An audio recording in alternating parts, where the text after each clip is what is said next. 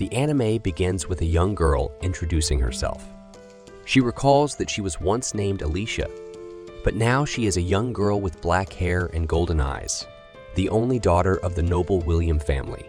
She reflects that she is undoubtedly in another world. She continues, explaining that just yesterday, she was someone else, but now she has been reincarnated as a villainess.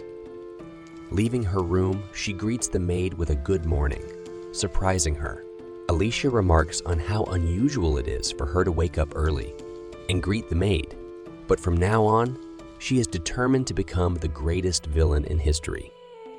She acknowledges that she still has much to learn and knows she needs a strong body. She approaches her older brother, William Albert, and greets him with good morning, catching him off guard. He notes that it's rare to see her up so early. Alicia then asks him to teach her swordsmanship so she can grow stronger, astonishing her two other brothers, who dismiss it as one of her whims. However, her eldest brother agrees and offers to start her training. He tells her that before learning sword fighting, she must build her physical strength by doing 100 push-ups and 50 squats daily. If she manages that for a week, he'll begin her sword training.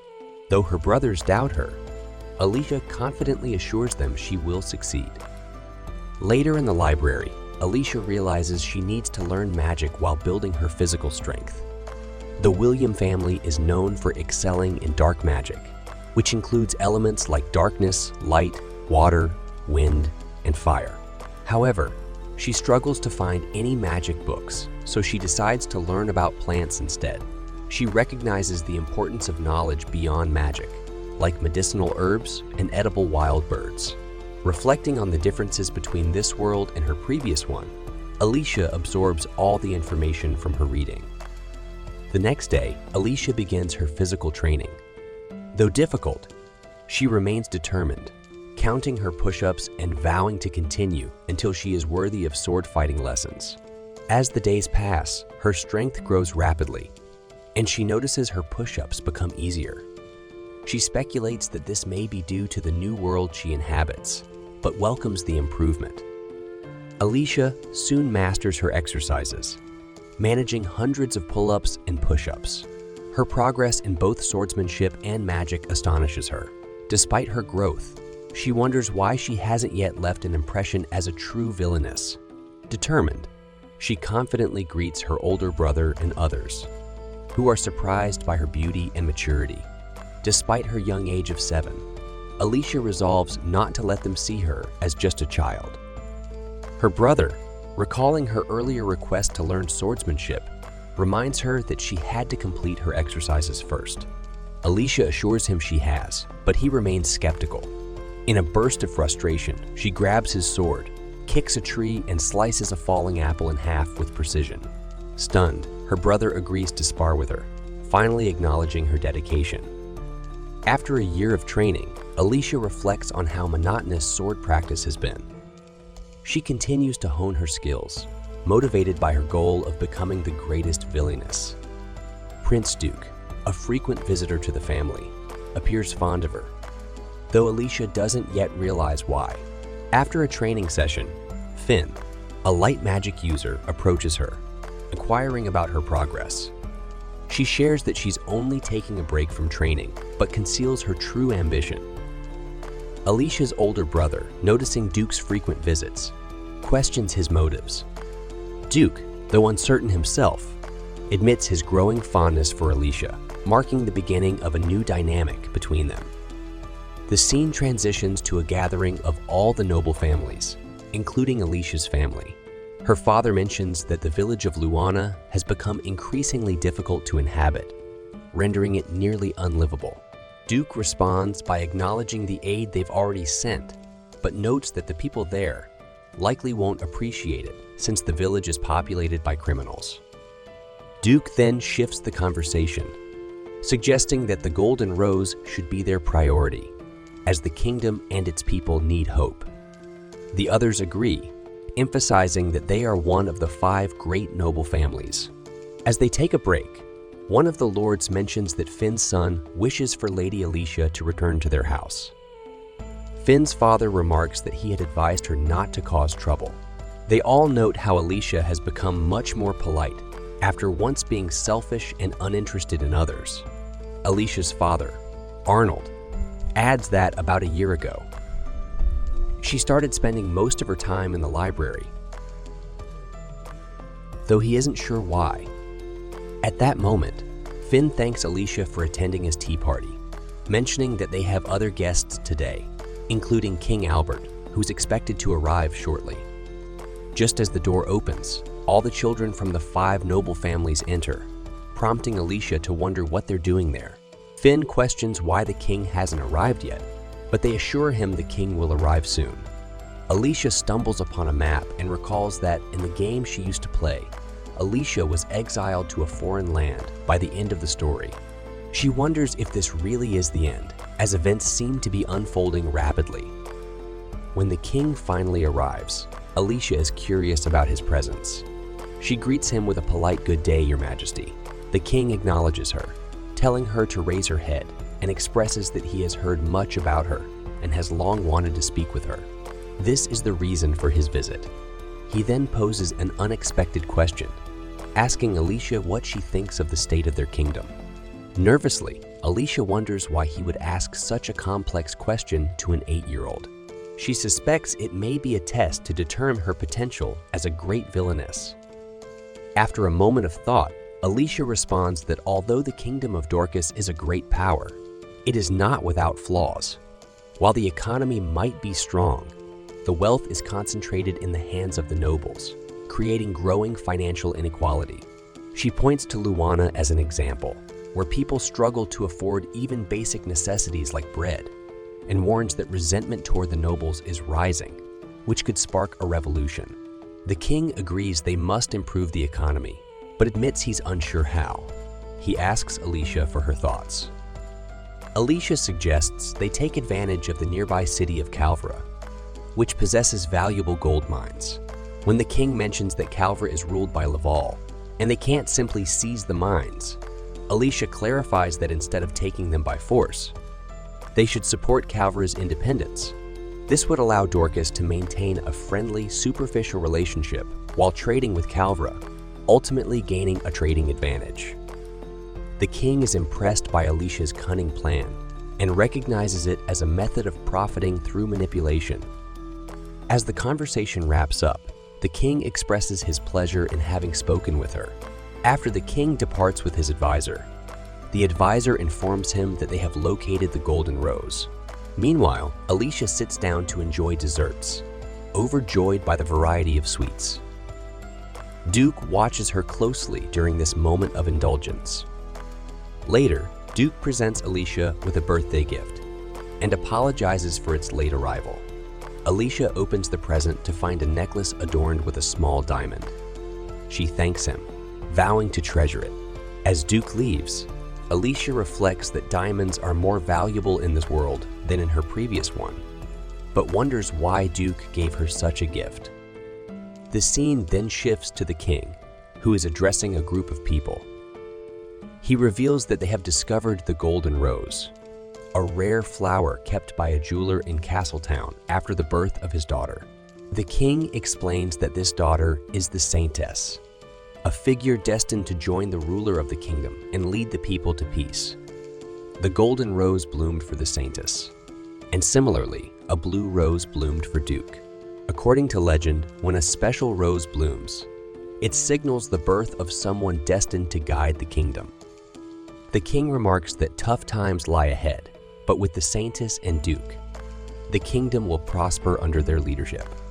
The advisor adds that the Saintess will unite with a member of the royal family, as foretold, and they must accept their fate. The scene returns to Alicia in the palace, musing about her future as a villainess. She imagines that if Duke ever falls in love with the protagonist and asks her to step aside, she will refuse without hesitation. Alicia is determined to look him in the eye and reject him, as a true villainess would. Soon, she believes, she will emerge as the villainess who will be remembered in history. Alicia was in the library studying a map when she noticed that Lauren's village was close to her. She realized that if she crossed the forest behind their area, she could reach it. Her curiosity grew because everything she had told the king about the village's rough streets and poor people came from books. However, she felt that just reading wasn't enough. She needed to see things for herself. But she knew her father wouldn't let her go, so she had to sneak out at night. When night came, Alicia pretended to be sleepy and then quietly slipped out, disguised. As she entered the dark forest, she began to feel scared. She reminded herself that the village was protected by a magical barrier, and since she had magic, she should be able to pass through. She knew she had to hurry or she'd have to return before anyone realized she was gone. Eventually, she found the magical barrier and passed through it. Immediately, a foul smell hit her, and she saw a homeless person lying on the ground. She was shocked at how bad things were. The worry that if the person found out she was a noble, he might harm her, she suddenly heard someone ask, "What are you doing here?" Startled, she turned and saw a man. Surprisingly, she didn't feel scared, only warmth. The man invited her to his home and apologized for not being able to offer her a drink. He introduced himself as Will and asked why a noble like her had come to such a place. Alicia was surprised he knew she was a noble. Will explained that her breathing, footsteps, the sound of her clothes, and even her scent gave her away. He added that her presence reminded him of when he could still see, and he used to be around people like her. Alicia asked if he had been a noble. Will explained that he had worked at the royal palace, but got into a fight with someone from the upper class. As punishment, they took his eyes and exiled him to this village years ago. Alicia felt sad hearing this and asked how such cruelty could be done. Will asked her name, and she introduced herself as Alicia, explaining that even though she was young, she understood a lot. Will then said, "We study history to make today better than yesterday."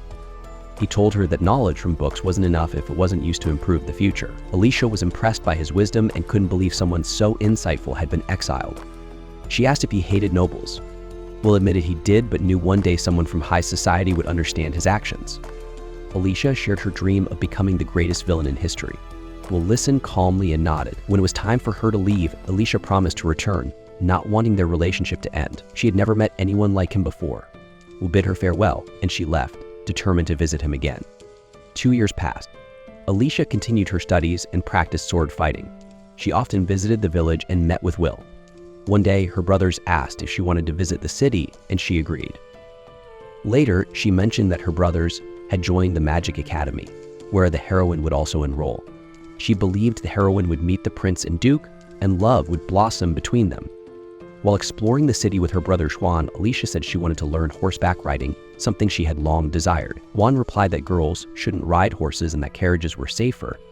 As they walked through the bustling city, Alicia thought about how she had grown used to acting like a villainess. So they stopped at a plant shop where Alicia introduced herself to the owner, Paul, as Henry's little sister. Paul explained that his shop specialized in rare medicinal plants and teas, and that his family had forest magic abilities. Alicia was surprised to learn Paul was a lower-ranked noble. Paul shared his love for plants and their healing powers, which inspired him to open the shop. He picked up an herb and began explaining it, but Alicia interrupted, identifying it as Ijosiah, a plant that could lower fevers quickly. Paul was impressed and asked if she was interested in plants. Staying in her villainous persona, Alicia arrogantly said she needed to know such things for her studies. Instead of getting upset, Paul laughed, surprising her with his calm reaction. Later, they met with the Duke, who was jealous they had gone out without him. He insisted they include him next time. He asked Alicia if there was something she wanted to do, and she replied that she wanted to test her sword training, but her family wouldn't let her. The Duke urged her brother to take her, but her brother refused, saying she was too young and a girl. Alicia demanded a logical reason, but when her brother didn't give one, she stormed off, thinking her reaction was very villainous. While walking through the palace, Alicia overheard her brother discussing her stubbornness with their father. They admitted that one day she would do what she wanted on her own, but they couldn't tell her the real reason behind their decisions just yet. When Alicia returned home with her clothes dirty, her maid asked what had happened, but Alicia didn't respond, as she was deep in thought about the tragic events she had seen earlier that day. Later that night, she went back to the village and entered Will's house. She was surprised to find him with the same child from the morning.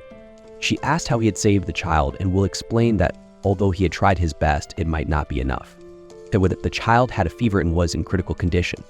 Will explained that this was common in the village, where there was no medical care and many children were left to survive on their own. The boy was an orphan, and Will had taken him and other children under his care. He told Aisha the boy was a genius, even at 6 years old, but with no education, his future seemed bleak in a village full of criminals. So Will assured Alicia it wasn't her fault. By the way, don't forget to like, share, and subscribe if you're enjoying this episode. As Alicia returned home, She thought about the differences between her life of privilege and the harsh realities faced by the villagers. She questioned why she was born into comfort, with access to education and a loving family, while others were not so lucky. So despite her advantages, she felt powerless. She didn't want to save people. That was the heroine's job. Alicia felt disappointed in herself for being afraid and unable to act when the child needed help, especially when she was supposed to be the strongest in the world. But she refused to give up. She was determined to become the greatest villainess in history. The next morning, Alicia visited Paul, the plant seller, and asked for some Josiah, a plant used to treat fevers. Paul asked if someone was sick, and then gave her the plant as a gift, hoping she'd continue visiting his shop. That night, Alicia brought the plant to Will and the boy. Will thanked her, saying the plant would help keep the boy alive. But Alicia still felt helpless. She had thought she was doing everything she could to become the greatest villainess, but her fear had made her question her purpose. From that moment, she committed herself to her studies, determined to become the most powerful villainess ever remembered. The next morning, Alicia headed to the library to focus on mastering magic. As she committed to this goal, a magical aura surrounded her, revealing a hidden section of the library filled with magic books. She was excited and began reading, learning that magic had different levels, with the highest being level 100. Even though the prince and the heroine had surpassed this in one part of the game, Alicia refused to be held back by her role as a villainess. She believed she could reach her true potential by trying. She practiced her magic, making the book float, but it ended up hitting her, reminding her she still had a lot to learn. After several days of practice, Alicia reached level 5 magic and could move all the objects in the library. Proud of her progress, she realized she had used a lot of energy and felt a headache coming on. Later, her father told her that the king had come to speak with her. Accompanied by his son, the king had come to hear her thoughts again. When they met, the king asked if she loved the kingdom. Caught off guard, Alicia struggled to answer. The king then asked her opinion on the kingdom's organization. Alicia honestly expressed her disdain for how nobles were ranked and how many incompetent people held high positions simply because of their status. Alicia apologized to the nobles present, explaining that magical power and political skill were different. She criticized the system for wasting potential. Her words angered some nobles, but the king continued questioning her. He asked if she would be willing to give up her status among the 5 noble families. Alicia answered without hesitation, saying she would gladly give it up, as she was only born into her family by chance. The king, impressed, said she was truly unique. Remember to like, share, and subscribe to catch more episodes like this. After the conversation, Alicia reflected on whether she had answered correctly. Exhausted, she tried to rest but suddenly collapsed with a fever. Duke noticed and quickly carried her to her room to ensure she received proper care. This brings an end to episode 2. The episode begins with Aisha recovering from her fever, now in good health thanks to the medicine. She wakes up and reflects on her thoughts, wondering what Prince Duke's intentions are towards her. She questions whether he sees her as a sister or if he is simply a womanizer. The scene shifts to Aisha going outside, determined to become wicked. She plans to sneak into the Magic Academy, thinking it's the largest building in the area and hoping to find Prince Duke. Although she knows it's not the right time to meet the heroine, she is eager to gather information. However, Aisha realizes that she doesn't even know what the heroine looks like, so she's unsure whether she will recognize her if they meet. Still, she reassures herself that this won't be a problem. As Aisha walks through a large garden, she begins to feel lost, marveling at how maze-like the area is. She finally sneaks closer to the academy, but when she sees workers nearby, she hesitates, worried they might kick her out if they realize she's just a child.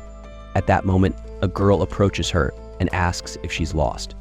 Introducing herself as Bliss Carter, a student at the academy, the girl offers to help. Aisha is surprised by the unfamiliar family name Carter and mentions that she runs a bakery in the city.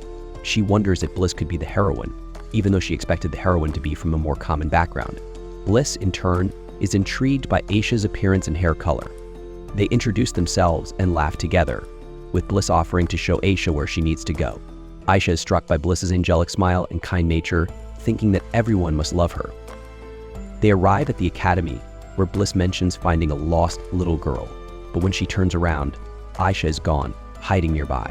At that moment, Prince Duke arrives and Bliss informs him about the lost girl. Meanwhile, Aisha sneaks further into the building. Since classes have already started, she believes no one will notice her, allowing her to explore. She thinks to herself that she's achieved her goal of sneaking in and can now gather more information, especially about dark magic, which the academy is known for. Inside the academy, the students are discussing a very clever girl who has been solving incredibly difficult problems, describing her as a dark-haired child around 10 years old. They wonder who she is and speculate whether she could outshine Bliss. Aisha then steps up to the board and outlines a strategy, explaining how neighboring countries could be used to isolate the city of Lavero, pretending to help while securing their own interests. The other students are amazed at her intelligence and wonder who she is. Aisha returns home later, overhearing her father talking to Mr. Joan about Liz, mentioning that she could be dangerous. Realizing that Aisha is eavesdropping, Mr. Joan asks her how much of the conversation she heard and threatens to erase her memory using magic.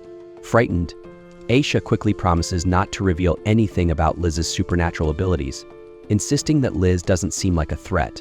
When asked if she met Liz, Aisha only hints that it was just a hunch and doesn't disclose their meeting. She then excuses herself, saying it's time for bed.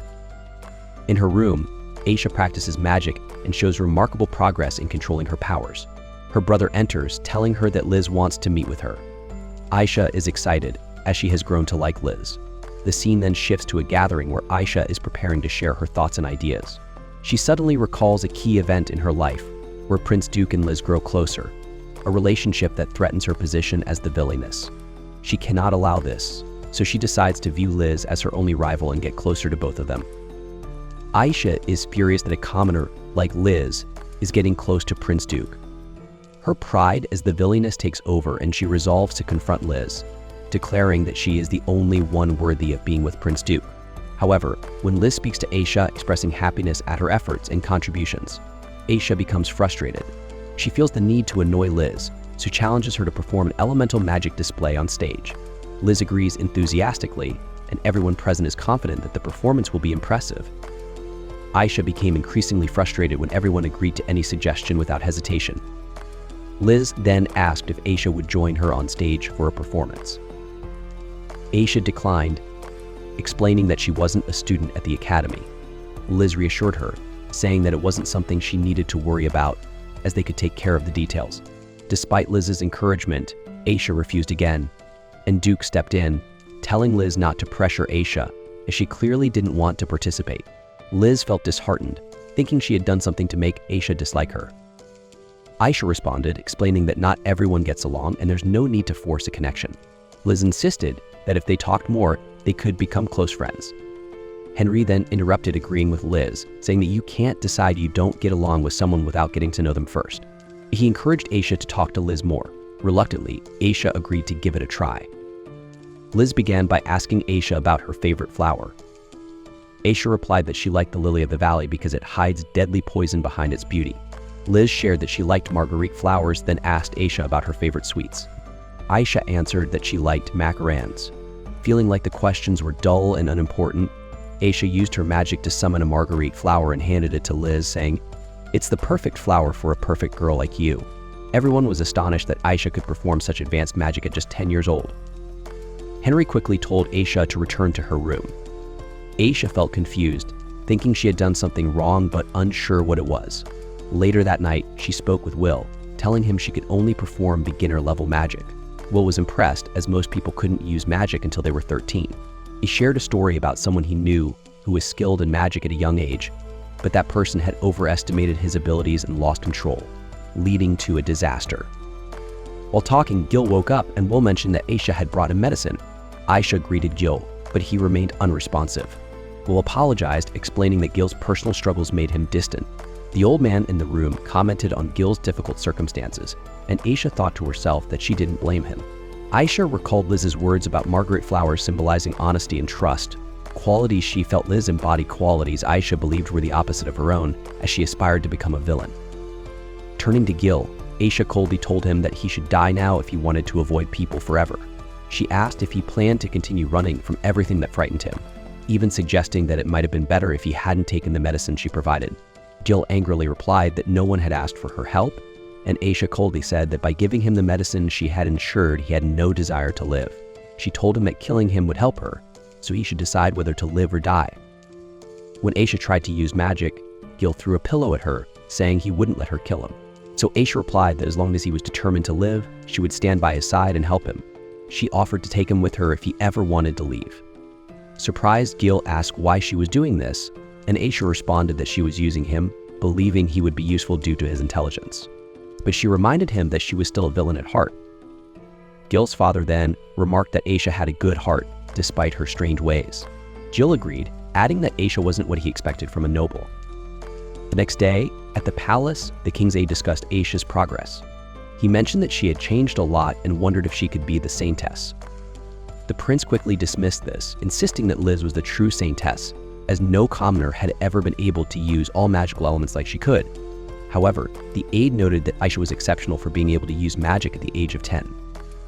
The king expressed concern about the risks of such young magic users losing control over their powers. He ordered Joan and Arnold to keep an eye on Aisha and ensure her training was strict enough to prevent her from losing control. Later, Aisha told her brother that Liz had managed to control her magic energy during her performance, with help from Duke and the Academy's teachers. Aisha thought to herself that Liz would become her ultimate rival. Time passed and Aisha continued mastering her magic. Joan informed her that the king suggested speeding up her admission to the Magic Academy, allowing her to enroll when she turned 13. 3 years later, Aisha stood before the king, who praised her maturity and progress. Arnold confirmed that Aisha had maintained control over her magic during the past 3 years. The king, impressed by her progress to level 80, agreed to her admission but asked her to monitor Liz while at the academy. The king speaks to Alyssa and expresses his desire for her to act as a watcher for Liz. Alyssa, however, is confused about what he means. The king explains the legend of the Saint Girl, a beautiful girl who does not feel pain and works with the royal family to bring prosperity to the kingdom of Dorcas. He tells Alyssa that they believe Liz Cather is the saint of this land and mentions that he has heard Alyssa met Liz. Alyssa confirms this and describes Liz as a kind girl. The commander hands Alyssa some documents about the village of Luana. After reading them, Alyssa is shocked and exclaims that what she's read is crazy nonsense. The commander explains that if Liz is to work with their government as a saint, she must be able to make rational decisions. He asks Alyssa to guide Liz in becoming a respected saint. Alyssa is stunned, wondering if this task will make her the best person instead of being evil, despite her goal being evil. At this point, one of the ministers objects to assigning Alyssa the task. He argues that the Academy's current state makes it dangerous and that Alyssa is unsuitable. The commander counters by saying that many people love Alyssa and that this admiration has turned into affection. He mentions that no one at the Academy opposes her anymore. The minister points out, however, that some still criticize her and might act foolishly, leading to consequences like hatred or ostracism. The commander then turns to Alyssa, saying she can refuse the task and that there's no need for her to play the role of the villain. Upon hearing the word villain, Alyssa realizes that she would indeed become a villain if she accepts the task. Without thinking, she accepts the task with delight, stating that she strives to become the greatest villain of all time. Later that night, Alyssa tells her friend Will about the story.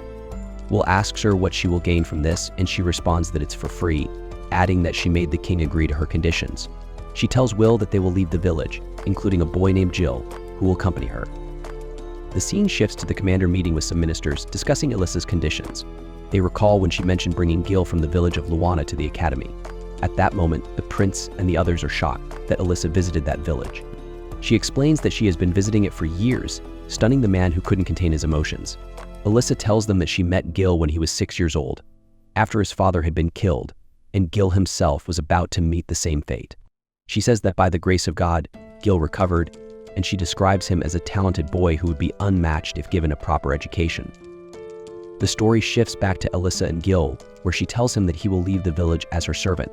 Jill is shocked and questions how this is possible, as those who serve in the royal palace must be of noble lineage.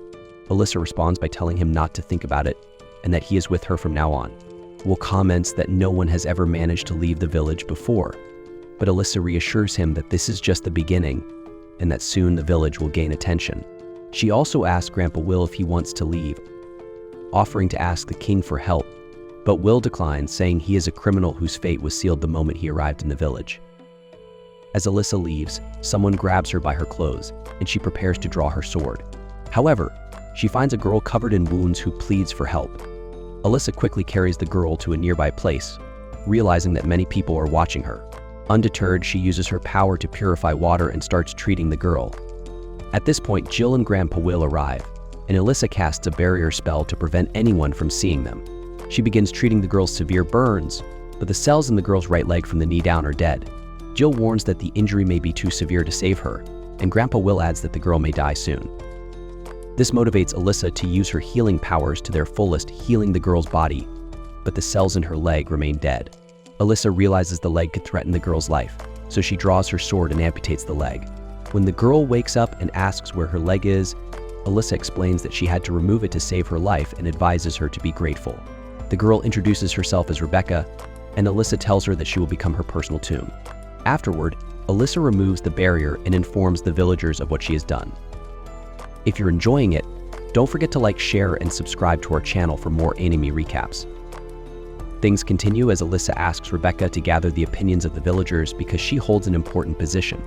Alyssa plans to use the saint as an excuse for her actions. However, Gil, puzzled by this, asks what she means by using the saint as an excuse. Alyssa explains that she intends to go to Luana to become better acquainted with the saint, acting as her mentor. She assures Gil not to worry, as she will be the mastermind behind the scenes. Grandpa Will tells Alyssa that after hearing her plan, he no longer wants to leave the village and wishes to stay to see what unfolds. The next morning, Grandpa Will bids them farewell, and both Alyssa and Gil leave the village. As they enter the city, Gil is amazed by its beauty and feels happy to return. Later, Alyssa talks to her father, informing him that she is leaving. He asks her if she regrets her decision, but she replies that she regrets nothing. Alyssa then questions him about why she hasn't taken the duel test, which he promised. Her father, who is the king, explains that she is so skilled in swordsmanship that she doesn't need to take the test. The scene shifts to Alyssa entering the academy, where many people talk to her. Jill lingers behind a group of girls who had been speaking to Liz. The girls notice Alyssa and ask if she is Albert's younger sister, commenting on how much she resembles her. One of the girls grabs a strand of Alyssa's hair, admiring its beauty. In response, Alyssa slaps the girl's hand and rebukes her for being rude and obnoxious. At that moment, Liz appears with 4 young men by her side. The girl who was reprimanded by Alyssa complains to Liz, accusing Alyssa of hitting her and calling them obnoxious. Alyssa defends herself, saying the girls were obnoxious because of their overly friendly behavior. Liz tells Alyssa that it's no reason to hurt someone and asks her to apologize. Alyssa refuses and walks away. Alyssa enjoys the situation, thinking that such actions will help her become a villain. However, she suddenly vanishes, and Duke, using teleportation magic, captures her. The prince, Duke, approaches her fondly, taking hold of her necklace which he had given her when she was a child. Alyssa worries that he might break it, which would embarrass her, but instead, Duke sniffs it and whispers in her ear affectionately. He places his hand on her head, telling her she is not a villain and will not be able to commit evil. Alyssa pushes him away and quickly leaves, suspecting that Duke, a known womanizer, had improper intentions. After running away, Gil finds Alyssa and realizes she is very angry. The next morning, Liz is surrounded by admirers while Alyssa and her servant Gil enter the scene. They see that Liz and the others are drinking tea. Alyssa, thinking of something wicked, grabs an article written by Liz and tells her it was well received. Liz explains that the article suggests removing the wall surrounding the village of Luana, a symbol of poverty, to allow the villagers to live happier lives. She believes that everyone's happiness will eliminate inequality. Alyssa throws the article away, calling it shallow, unrealistic, and boring. This angers everyone, but Liz cautiously asks Alyssa why she finds the article unrealistic. Alyssa explains that equality is impossible, and that Liz's idea is nothing more than a fairy tale. She argues that breaking the wall will not eliminate inequality based on lineage, and that without proper measures, public order will deteriorate. Liz questions Alyssa's harsh view of the villagers, asking if Alyssa truly believes they will cause trouble. Alyssa responds that it's arrogant to claim that the hatred felt by the oppressed can simply be eliminated. Liz argues that tolerance will bring peace, but Alyssa counters that idealism won't change reality. She tells Liz that her article lacks a practical approach and that no one had pointed out its flaws because they were too busy flattering her. Alyssa continues by criticizing the group, saying they are useless and merely indulge Liz. Liz, maintaining her composure, tells Alyssa not to insult her friends. Alyssa, however, presses further, pointing out Liz's talents and magical abilities, which she claims symbolize inequality. Alyssa explains that while she doesn't think everyone needs to be equal, striving for improvement through competition is important. She adds that if people stop being praised for their strengths in the name of equality, it would be unjust. Liz, silent and unable to respond, admits that she wants to create a world where everyone is happy. Alyssa, disappointed, remarks that she was hoping for a more constructive debate and leaves the room. Liz's friends try to comfort her, but Liz acknowledges that everything Alyssa said was meant for her own good. Later, Alyssa reflects on the confrontation, feeling satisfied that she had thoroughly humiliated Liz. She vows to stop Liz in her tracks, proving her commitment to becoming a true villain. This brings an end to our episode. The scene shifts to Grandpa Noel, where Alyssa and Jill approach Rebecca to discuss the villagers' stories. Rebecca tells them that, although things are going well, she has noticed that negative feelings are dominant among the villagers. She adds that some of the most aggressive individuals talk about looting everything they see if they leave the village. Alyssa cautions Rebecca, emphasizing that the situation is dangerous and reminding her to prioritize her safety. She points out that, given her injury, Rebecca would struggle to escape if anything went wrong. Rebecca reassures her that everything will be fine, saying that, since the villagers know she has Alyssa's support, they wouldn't dare act against her. Alyssa finds this amusing and remarks that it makes her feel like a true villain. Rebecca continues, explaining to Alyssa that everyone in the village was born there and has resigned themselves to an unchanging life. But recently, there is someone who, though they might have ordinarily died, is still alive and has sparked the villagers' hope for change. Rebecca believes that if transformation comes, it should be through the villagers themselves. She reflects on a saying, noting that God does not change the condition of a people until they change what is in themselves, and encourages them to start by transforming their own lives and families. Alyssa agrees, mentioning that Liz's influence has significantly increased public interest in the village. However, she admits they're not at a stage where specific actions can be taken. Grandpa Noel advises patience, reminding them that meaningful change takes time. Rebecca then requests Alyssa's help in providing the villagers with a few crops from outside, as they believe the outside world has a variety of produce. Alyssa declines, playfully remarking that she's a villain and doesn't do good deeds for anyone. Jill quietly suggests to Rebecca that she negotiate with Alyssa, describing her as a bit eccentric. The scene then shifts to Alyssa riding to Luana. Her brother, Henry, notices her and comments that she seems to be taking on too much. She's surprised to see him alone and asks about their other brother, Alan. Henry admits that he's grown distant from Alan. Despite their closeness before, Alan talks mostly about Liz since they joined the academy. Henry then questions the reasons why Alyssa dislikes Liz so strongly and seems intent on becoming a villain. He wonders if it's because she's jealous of Liz's popularity, loves control, or simply wants attention even if it means spreading chaos. Reflecting on her past conversations with Liz, Alyssa recalls how Liz's independence boosted her own confidence, even though others accused her of starting fights. When she spoke with her twin brother about her rivalry with Liz, he asked if there was a specific reason for it. Alyssa responded vaguely, smiling and saying, "Nothing." Accepting her answer, her brother handed her an invitation to the king's upcoming tea party, informing her that Liz would also be attending. At the tea party, Alyssa's brothers advised her to avoid saying anything unnecessary. Upon arrival, they see Liz in the meeting room, seated with Albert, Alan, Henry, and Alicia.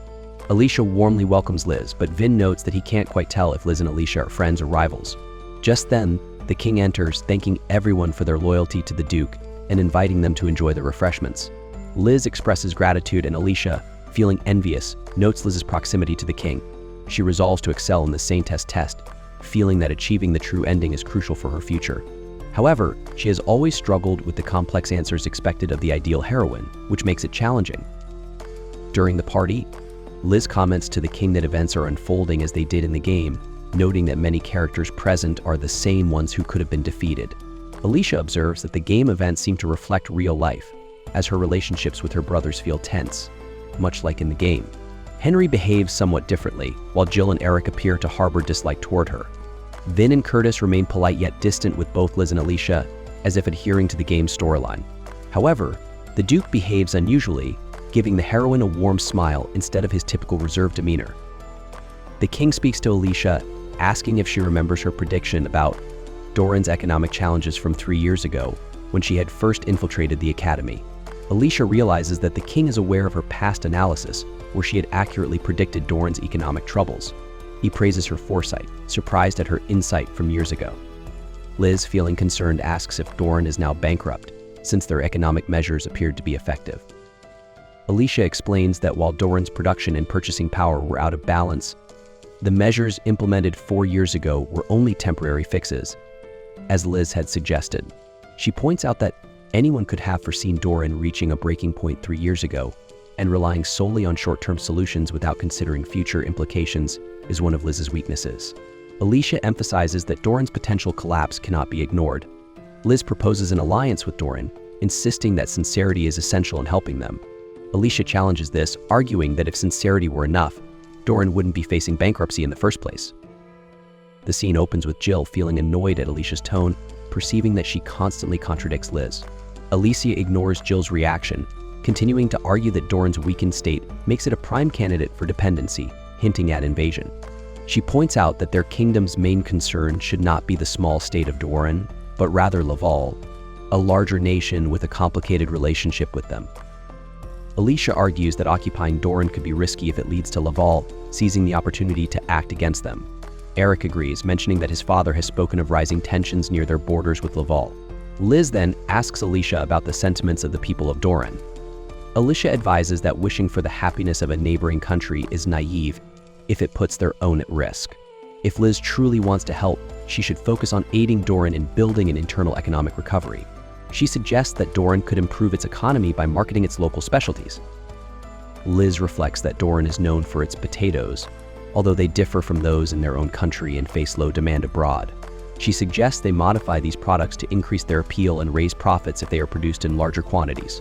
The others praise her idea, and the king commends the wisdom of the younger generation among his subjects. Alicia, however, feels that everything is revolving around Liz, thinking to herself that she can't handle this attention on her rival. As she wanders the castle, she notices portraits of the royal family and spots a figure that resembles Duke as she first knew him, though his skin tone is different. Another familiar face catches her attention in a different portrait. Duke approaches and explains that these are portraits of his father and grandfather, noting that he inherited his skin tone from his mother. Alicia asks if his father had an older brother, commenting on how unusual it seems that the current ruler is not the eldest. Duke deflects, suggesting that it's a topic better left undiscussed, and offers to escort her out.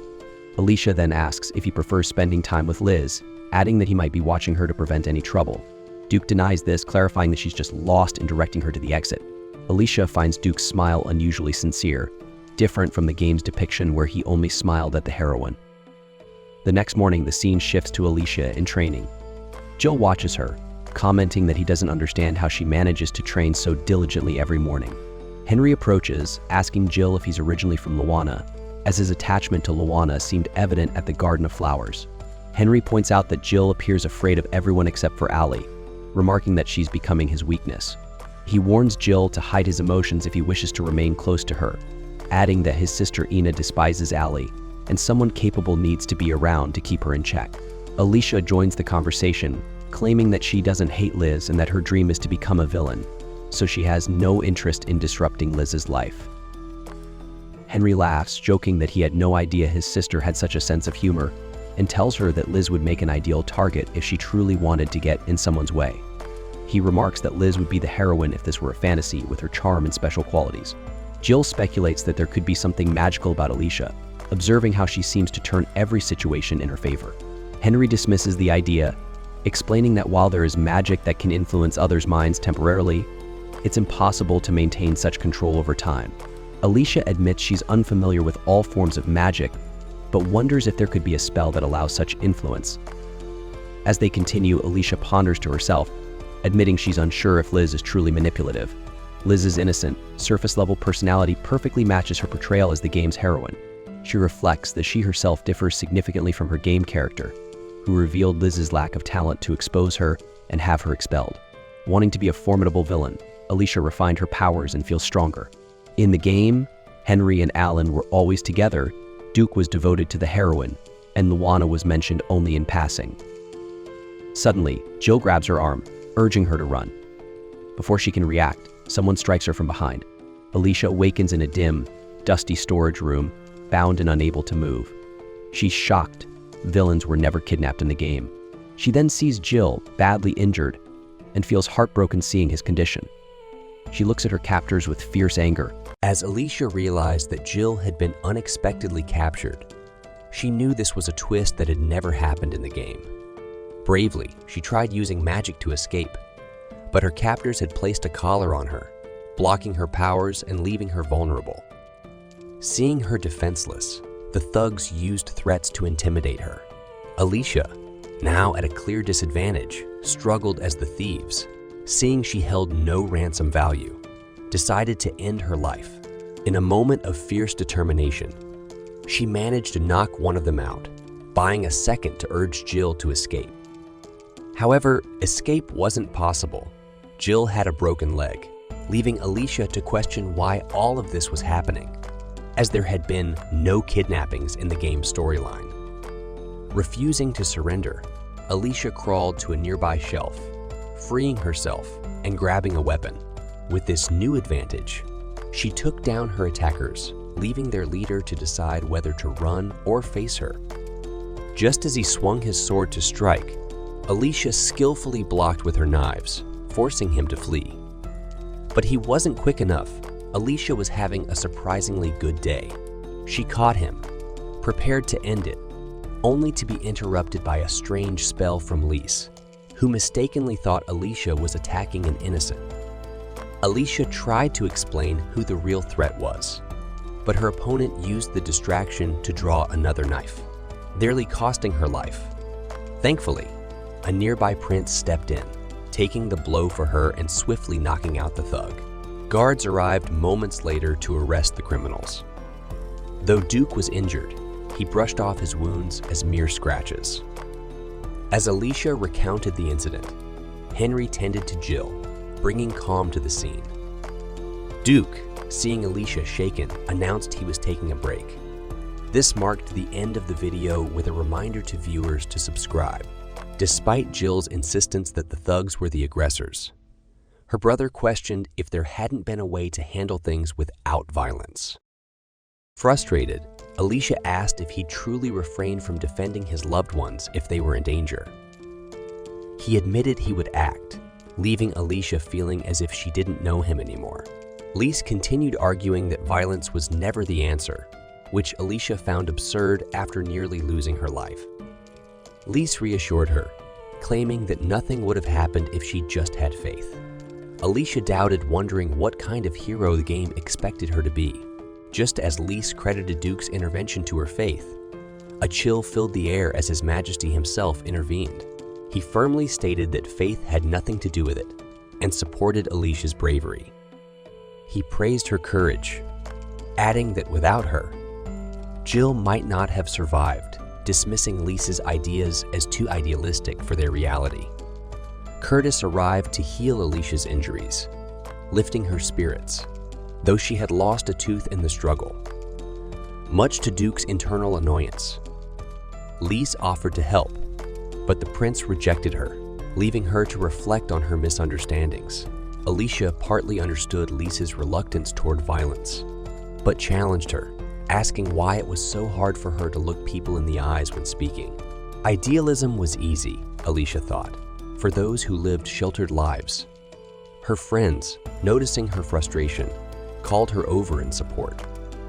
Duke, however, was still upset, sweeping Alicia into his arms to properly care for her, leaving Lise wondering if he might have feelings for Alicia, a thought she found slightly troubling. Meanwhile, Duke ignored Alicia's protests, urging her to avoid taking such risks, confessing that he felt a painful fear at the thought of losing her. Alicia wondered if Duke really did care for her, but reminded herself he was destined to be with the heroine. Her heart conflicted. Her heartbeat raced, yet she felt a calm relief as she drifted to sleep. When she woke, she found Duke tied up beside her in a strange bed, feeling flustered but unsure of what had happened. Duke teased her about a kiss, but they were interrupted as Jill entered unannounced.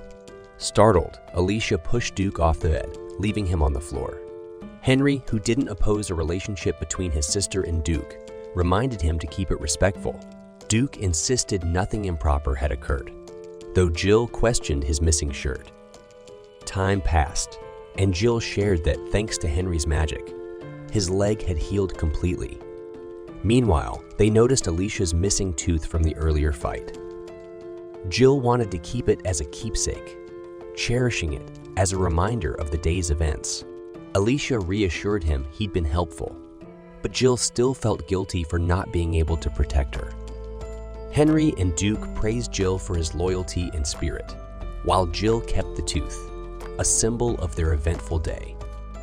During the debrief, Henry shared that he had identified the culprit behind the attack, an academy student named Nail Johnson, whom Alicia faintly recalled. He reminded Lise about Nail, and this left Alicia feeling uneasy, sensing she might need to deal with this follower, but Henry assured her that might not be necessary. Duke had nearly beaten Nail to death the last time they met. Duke also explained that the royal family had imposed severe punishment on Nail's family, as removing an anti-magic collar was a serious offense. Alicia felt a pang of disappointment, frustrated that her reputation as a villainess hadn't helped in any way. Duke then confided that his father had orchestrated the attack, seeing it as an opportunity for Lise to grow under pressure. When Duke confronted those involved, he discovered that the king had even tipped off Lise about where trouble might arise, treating it as a simple test for her. Jill found this strange, thinking it wasn't right for a saint to be treated with such importance. But even Alicia understood that, for better or worse, Lisa's role was vital. Legend said that saints had always saved the kingdom, making her a perfect obstacle in Alicia's path.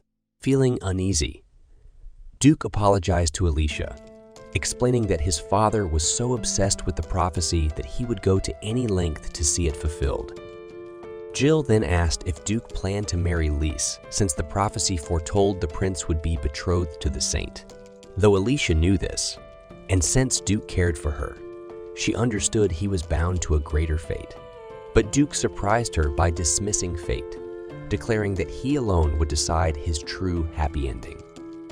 Jill apologized for prying, explaining he simply wanted to understand why Alicia was so drawn to Duke, especially if he was meant for Lise.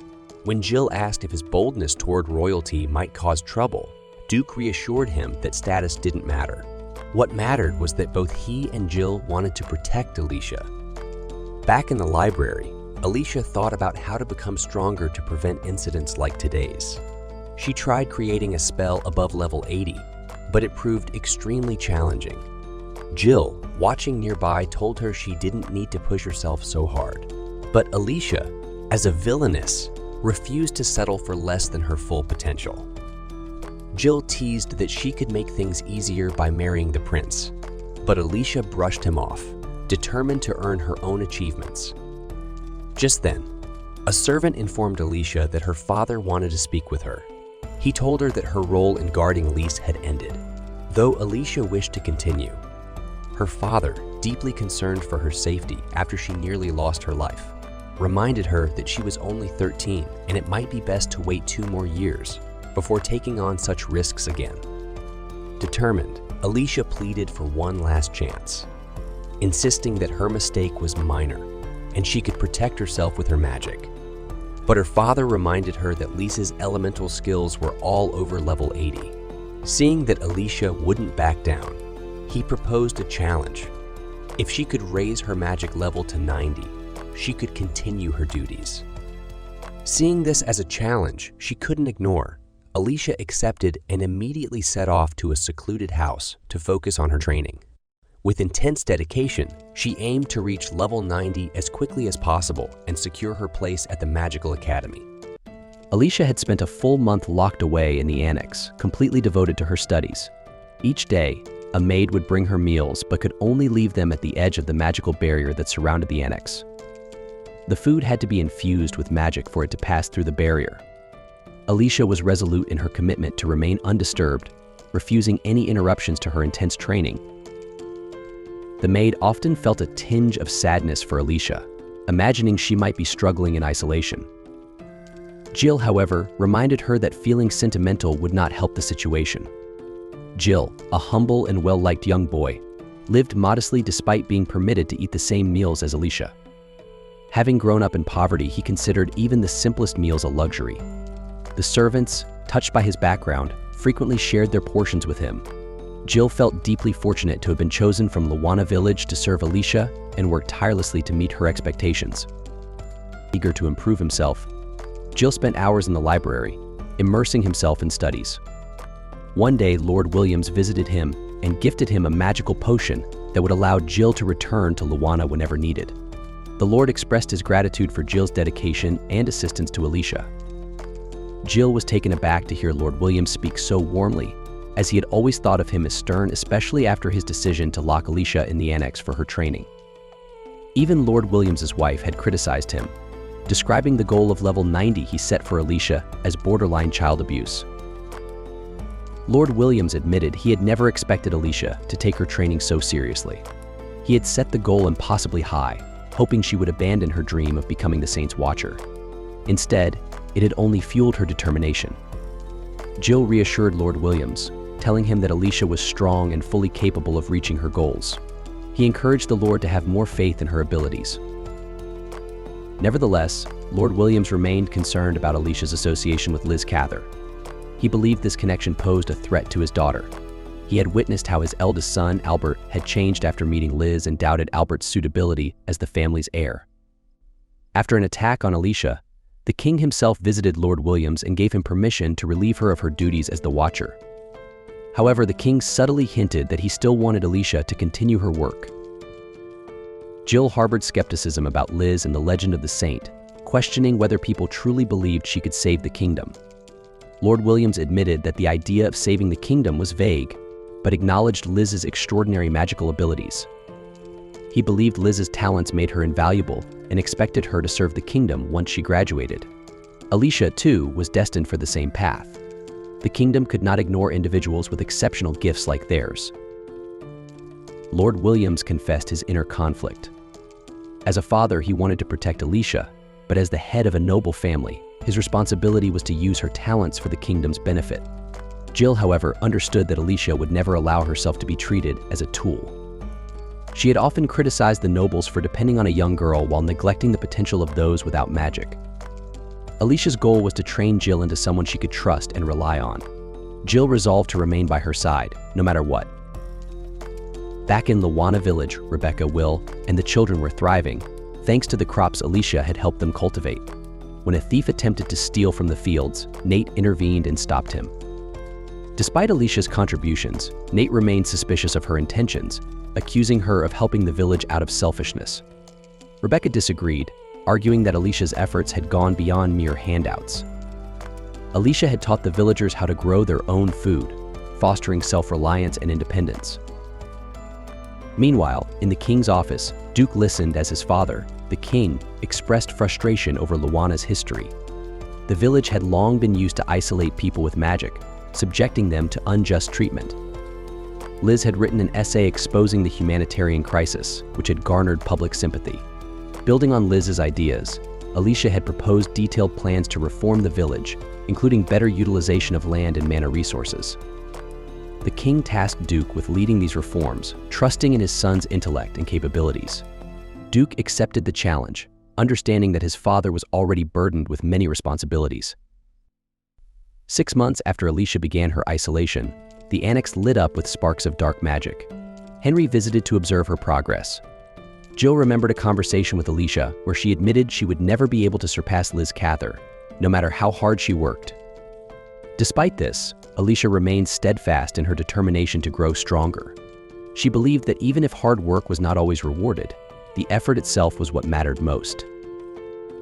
Henry was taken aback by how determined his little sister, Alicia, was to compete with Liz. Liz was a true prodigy, capable of casting multiple instances of spells that most struggled to cast even once.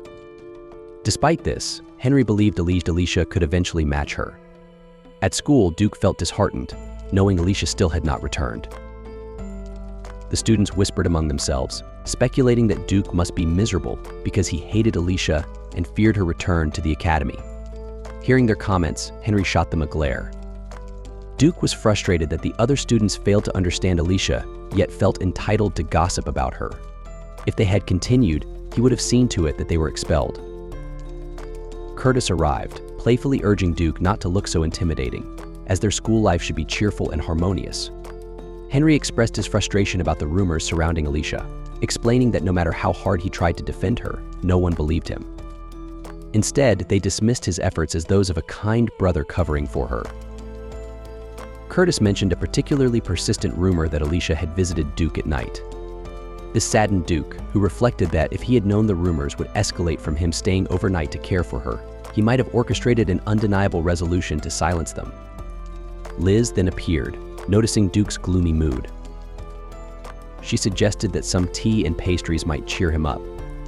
However, Duke only grew more irritated when he overheard the 4 boys trailing behind Liz gushing over her cakes, claiming they could brighten anyone's day.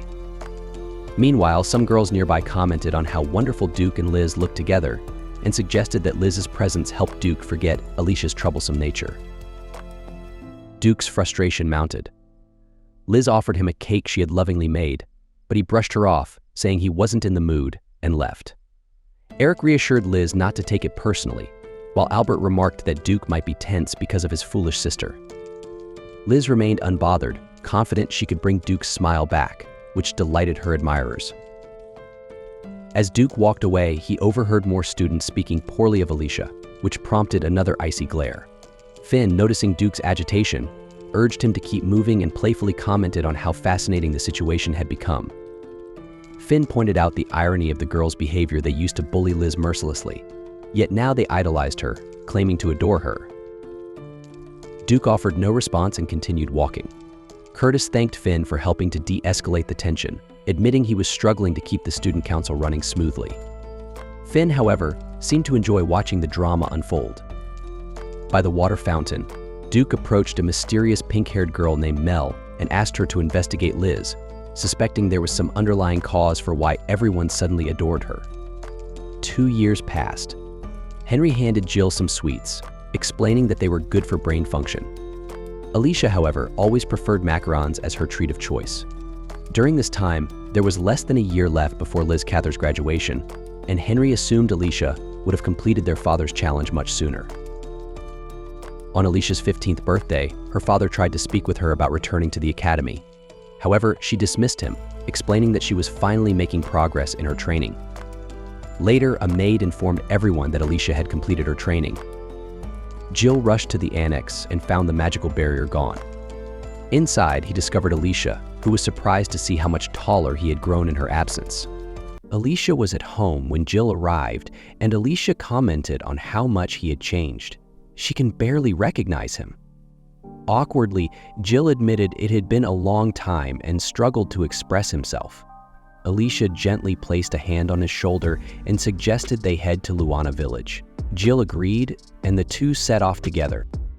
As they walked through the forest, Hale asked if Alicia wanted to visit her home first, since everyone there was eager to see her and ensure she was safe.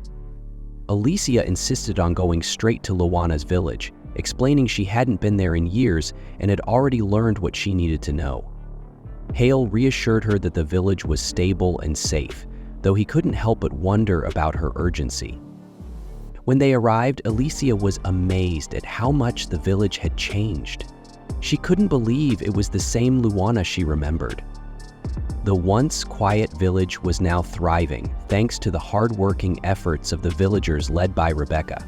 Nate, the villager's guard, greeted them, introducing himself and thanking Alicia for her contributions. He mentioned that for the first time, there had been no child deaths from hunger this year, thanks to her. However, Nate admitted he was skeptical about her sudden return. Acknowledging his doubts, Alicia agreed it was fair not to blindly trust her. Nate confronted her about her long absence and warned against any manipulation of the villagers. In response, Alicia challenged him to a duel, proposing it as a way to earn mutual understanding. Though hesitant, Nate eventually agreed after she provoked him, warning her not to regret it if she got hurt. The duel ended quickly, with Alicia defeating Nate and leaving him on the ground. Rebecca arrived to find Alicia pointing her sword at Nate, who admitted his defeat and acknowledged her skill. Some villagers suspected Alicia had used magic to win, but Nate reassured them she had fought fairly. Alicia explained that her noble upbringing gave her access to exceptional training and resources, which had honed her abilities. She suggested using her skills for the village's benefit to prove her genuine intentions. Later, Alicia and Hale visited Grandpa Will. She greeted him warmly and revealed she had reached level 91 in dark magic. To everyone's astonishment, she cast a spell to restore Will's vision by giving him one of her eyes. Will was both amazed and furious, asking if she understood the gravity of her sacrifice. Alicia calmly explained that she knew he'd never ask for it, but she wanted him to see again. Overwhelmed, Will thanked her and marveled at her mastery of ancient magic. As they left, Hale asked if Alicia's eye felt okay. She admitted it felt strange, but didn't hurt, and marveled at the power of magic. When Hale asked how others would react to her losing an eye, Alicia said her father is overprotective and might cry, but as soon as he found out, he faints. Once he regained consciousness, he scolded her, but was also proud of her for surpassing the 90th magic level. Despite his worries, he promised to support her in her endeavors. Later, Gil gifted Alicia an eye patch he had made for her. She thanked him and joked about needing an outfit to match it. She then announced her decision to return to the academy after 2 years. When she arrived, her stunning new look left everyone speechless. Smiling, Alicia remarked that her villainous return deserved a grand entrance. Soon after, a girl approached her, surprised, and said she thought Alicia was not coming back to school. Jill sees an unfamiliar girl and asks who she is. The girl avoids the question, instead urging him to leave the academy immediately. Before Jill can react, Alicia steps in, confidently announcing her official return to the academy next week. She explains her presence today is simply out of respect, and then guesses the girl must be one of Liz's devoted followers. The girl, impressed by Alicia's sharp observation, confirms it and brings up Alicia's supposed rivalry with Liz. She suggests Alicia should acknowledge her flaws to avoid future embarrassment. Calmly, Alicia challenges her to point out these flaws. The girl criticizes Alicia's bold outfit, claiming it contrasts with Liz's focus on inner qualities over appearances. Alicia fires back, pointing out the hypocrisy of judging her looks while claiming appearances don't matter. Their exchange heats up as Alicia critiques the girl's messy hair, short skirt, and crooked ribbon, suggesting these outward flaws reflect her lack of inner organization. The girl defends herself, saying Liz told her she was beautiful just the way she is. Alicia counters by asking why, if she's so confident, she hides her face with her hair. Before things escalate further, Liz arrives, surprised to see Alicia. The girl, named Jean, complains to Liz about Alicia's remarks. Liz reassures Jean of her beauty and turns to Alicia, acknowledging their 2-year estrangement. She apologizes for past misunderstandings that might have caused Alicia to leave the academy. However, Alicia dismisses the apology, explaining her absence was due to personal reasons. Liz thanks Alicia, expressing gratitude for saving her from the isolation she had endured, as it was something Liz had long wished for. Liz has always been known for effortlessly achieving her desires, but Alicia confronts her with harsh words. Alicia accuses Liz of being happy only because everything is going her way and warns her not to overestimate herself. Alicia tells Liz that she knows Liz hates her. She recalls how 2 years ago, Liz only restrained her when she faced the highwayman, even though Liz could have restrained both of them. Alicia believes that Liz's actions were driven by hatred and a desire to see her die. Liz denies the accusation, asking Alicia if tarnishing her reputation would make her feel better. Alicia responds that, on the contrary, she would prefer Liz to take the situation seriously. She criticizes Liz for speaking without taking real action and achieving success through opportunism. Alicia questions Liz's methods, doubting their reliability and impact. Alicia then leaves, leaving Liz stunned. When John later asks what happened, Alicia replies calmly that she only told Liz she didn't need saving. Alicia emphasizes that she lives by her principles, even if it means being hated by everyone. She exits, leaving Liz and John behind. The scene shifts to Prince Duke, who is reading in his room. His guard interrupts with news of unexpected events, but Duke seems indifferent. Meanwhile, Alicia and Gil are praised by their teacher, John, for their academic excellence. John suggests that Alicia could excel in higher-level classes, while Gil is recognized for his achievements despite being only 11 years old. Alicia attributes Gil's success to his hard work and training. Later, as they walk together, Gil asks if it's true that commoners have limits in magic they cannot surpass. Alicia explains that commoners are deprived of magic, which excludes them from educational and career opportunities. However, noble families ensure their own education and rarely employ non-nobles. She tells Gil that action against this aristocratic system is necessary. Suddenly, Duke appears, startling Alicia. Annoyed, she tells him not to appear unannounced. Duke questions her, mentioning rumors that she donated one of her eyes to someone. When Alicia refuses to discuss it, Duke becomes frustrated, insisting that it's his business because of how much he has cared for her over the past 2 years. He accuses her of playing the role of a villainess for her own amusement. Alicia coldly tells Duke to stay away, as she never asked for his care. Hurt by her words, Duke apologizes and leaves. Jill, observing this exchange, asks Alicia why she's behaving differently. Alicia responds that she's shaping herself into a villainess. Sejal disapproves, calling her actions silly and cruel, particularly for breaking Duke's heart. Alicia reflects on Sejal's words and begins to feel saddened as she recalls her happy memories with Duke. And thus, the episode ends.